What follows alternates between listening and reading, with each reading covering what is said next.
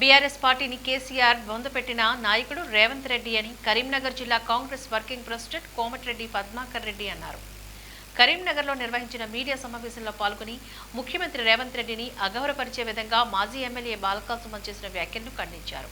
ఈ సందర్భంగా మాట్లాడుతూ ముఖ్యమంత్రి రేవంత్ రెడ్డి ఎన్నికల్లో ఇచ్చిన హామీల మేరకు ప్రమాణ స్వీకారం చేసిన వారం రోజుల్లోనే 2 గ్యారెంటీలను అమలు చేసిన గొప్ప నాయకులని కొనియాడారు.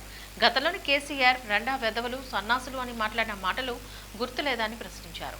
రేవంత్ రెడ్డి విజ్ఞప్తి మేరకు కాంగ్రెస్ కార్యకర్తలు సమన్వయం పాటిస్తున్నారని, లేకుంటే తగిన విధంగా బుద్ధి చెప్తామని హెచ్చరించారు.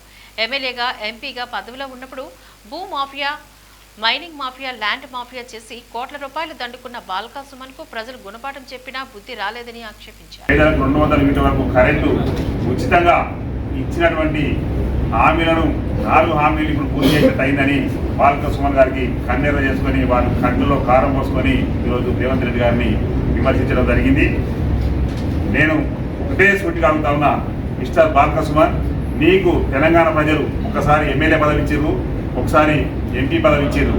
అయినా కానీ ఇంకా నీ యొక్క కుట్ర బుద్ధి పోనించుకోలేదు నువ్వు. ఎందుకంటే ఒకసారి ఎమ్మెల్యే చేసినా, ఒకసారి ఎంపీ చేసినావు అంటే మీరు భాష ఏ విధంగా వాడాలనేది మీరు తప్పక గుర్తుపెట్టుకోవాల్సిన అవసరం ఉన్నది. మీ యొక్క పెంపుడు యజమాని కూడా గతంలో మొన్నటి వరకు ముఖ్యమంత్రి చేయడం జరిగింది. నువ్వు ముఖ్యమంత్రి చెప్పుతో కొడతా అంటే మీ యొక్క కేసీఆర్ గారిని కూడా చెప్పుతో కొట్టినట్టే కదా అని కూడా ఈ సందర్భంగా నేను తెలియజేస్తా ఉన్నాను.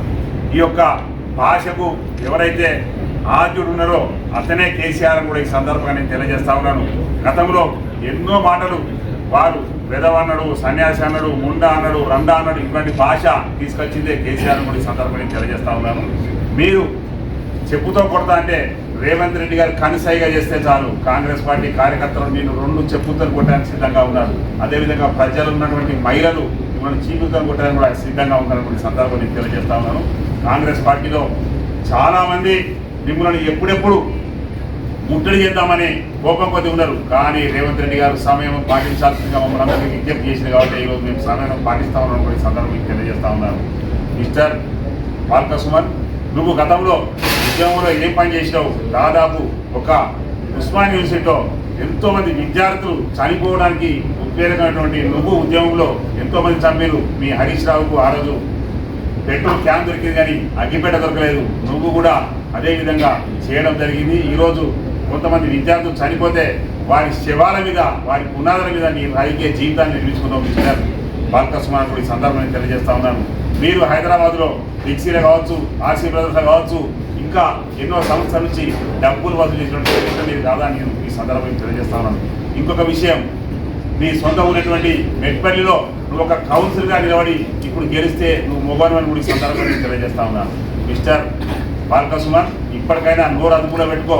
లేదు అంటే మా దళిత సోదరులు కావచ్చు, మేము కావచ్చు, నిన్ను ఎక్కడికక్కడికి నేను నాలుక చీరేసేదానికి కూడా సిద్ధంగా ఉన్నాను ఈ సందర్భంగా తెలియజేస్తా ఉన్నాను.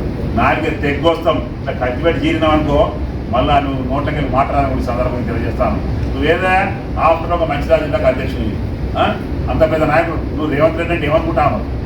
రేవంత్ రెడ్డి అంటే ఒక సింహం, అర్థమైందా? 10 సంవత్సరాల మీ యొక్క రాజకీయ జీవితాన్ని మీ కేసీఆర్ పొందబెట్టినటువంటి వ్యక్తి ఎవరన్నటువంటి రేవంత్ రెడ్డి అనే సందర్భం తెలియజేస్తా ఉన్నాను. మిస్టర్ బాల్కా సుమన్, ఇంకొకసారి నీ నాలుక నుంచి ఏది వచ్చినా కానీ మర్యాద దక్కాలని కూడా ఈ సందర్భం నేను తెలియజేస్తా ఉన్నాను. ఈరోజు ఏ విషయం తీసుకున్నా కానీ కాంగ్రెస్ పార్టీ చాలా ప్రజాస్వామ్యం ఈరోజు ఉన్నది అంటే అది కాంగ్రెస్ పార్టీ ద్వారానే. ఈరోజు తెలంగాణకు స్వాతంత్రం వచ్చిందంటే 10 సంవత్సరాల క్రితం తెలంగాణ ఇచ్చిన కాంగ్రెస్ పార్టీ మీ గడిలలో బంద్ పెట్టుకుంటే మళ్ళీ అదే కాంగ్రెస్ పార్టీ ఈరోజు గడిలకి వెళ్ళి మిమ్మల్ని ఈరోజు తెలంగాణ పిలిపించిందని ఈ సందర్భాన్ని తెలియజేస్తా ఉన్నాను. ఇలా చెప్పుకుంటా ఉంటే ఎన్నో కార్యక్రమాలు కాంగ్రెస్ పార్టీ తీసుకుంటుంది. రేపు రాబోయే కాలంలో మీకు దమ్ము ధైర్యం ఉంటే ఒక్క సీటు ఎంపీ సీటు గెలిచి చూపించడానికి ఈ సందర్భం తెలియజేస్తాను. నువ్వు కావచ్చు, ఇప్పుడు పోటీ అయ్యి మీ నాయకులు 4 ఉన్నారు కదా, హరీష్ రావు కావచ్చు, రామారావు కావచ్చు, కవితారావు కావచ్చు, అదేవిధంగా కేసీఆర్ కావచ్చు, దమ్ముండి ఇప్పుడు ఎంపీకి పోటీ చేయని కూడా ఈ సందర్భాన్ని తెలియజేస్తా ఉన్నాను. రాబోయే కాలంలో మీ జీవిత చరిత్రలుగా ముగిసే కాలం వచ్చేసింది కాబట్టి ఇకనైనా రీతిగా నిజాయితీగా బ్రతకడం నేర్చుకోండి. మీకు తిందామంటే తిండి లేదు. నువ్వు పెద్దపల్లికి పోయినప్పుడు రబ్బర్ చెప్పులు వేసుకొని నువ్వు పార్లమెంట్ పోటీ చేసినటువంటి వ్యక్తివి ఇలా చెప్పుతోని మా యొక్క రేవంత్ రెడ్డి కొడతా ఉంటావు. బిడ్డ, నీకు ఆ చెప్పు లేకుండా కూడా చేస్తామని కూడా ఈ సందర్భంగా నేను తెలియజేస్తా ఉన్నాను.